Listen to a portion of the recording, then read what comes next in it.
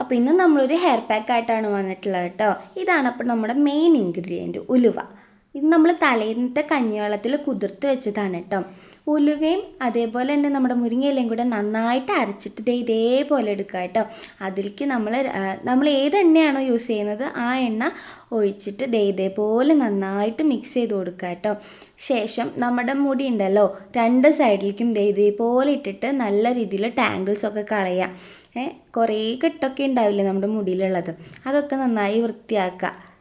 ശേഷം നമുക്ക് നമ്മുടെ ഹെയർ പാക്ക് ഉണ്ടല്ലോ, അത് നമ്മുടെ തലയോട്ടിയിലും മുടിയിലും അതേപോലെ തന്നെ മുടിയുടെ തറ്റത്തൊക്കെ നമുക്ക് തേച്ച് ഇതേപോലെ പിടിപ്പിച്ച് കൊടുക്കാം കേട്ടോ. നല്ലോണം ഡ്രൈ ആവുന്നത് കൊണ്ടാണ് നമ്മൾ എണ്ണ ഒഴിച്ച് കൊടുത്തത്. അതേപോലെ തന്നെ നമ്മുടെ ഹെയർ എപ്പോഴും ഡ്രൈ ആയിട്ടാണ് കിടക്കണമെന്നുണ്ടെങ്കിൽ ഉണ്ടല്ലോ, നമ്മൾ നാച്ചുറലായിട്ടൊരു സിറം നമുക്ക് യൂസ് ചെയ്യാം. അതായത് കോക്കനട്ട് ഓയിലും വൈറ്റമിൻ ഇ ടാബ്ലറ്റും കൂടെ മിക്സ് ചെയ്തിട്ട് നമുക്കതൊരു തരി നമ്മുടെ കുറച്ചെടുത്തിട്ട് നമ്മുടെ നെയിലിൻ്റെ ഡിപ്പിലൊക്കെ ആക്കിയിട്ട് നമുക്ക് മുടിമേലും അതേപോലെ തന്നെ മുടിയുടെ തറ്റത്തൊക്കെ നമുക്ക് നല്ല രീതിയിൽ തേച്ച് കൊടുക്കാം കേട്ടോ.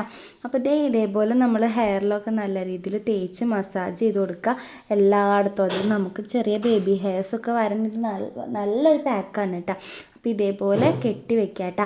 നമുക്കിത് ഒരു 30 മിനിറ്റ് അല്ലെങ്കിൽ 45 മിനിറ്റ് വരെ നമ്മുടെ തലയിൽ വെച്ചിട്ട് നമുക്ക് നോർമൽ വാട്ടറിൽ കഴുകിക്കളയാം. ഇത് കഴുകിക്കളയുമ്പോൾ പ്രത്യേകം ശ്രദ്ധിക്കുക, ബക്കറ്റിൻ്റെ ഉള്ളിലേക്ക് മുടിയിട്ടിട്ട് നമുക്കിങ്ങനെ നല്ല രീതിയിൽ കഴുകിയെടുക്കുക കേട്ടോ.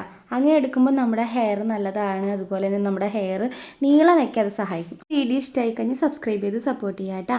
അപ്പോൾ എൻ്റെ റിസൾട്ട് എന്ന് പറയണത് ഇതാണേ. ബൈ.